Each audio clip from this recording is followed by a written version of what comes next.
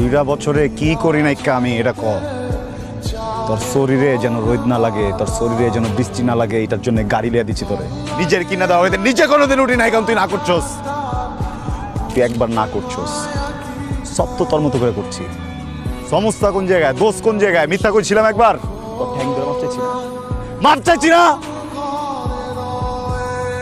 Cheat করলি ফেললে আমি চিট করছি।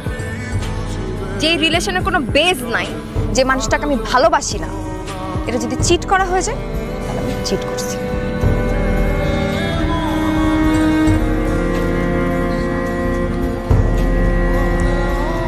ভালোবাসিস না? না, আমি তোমাকে ভালোবাসি না।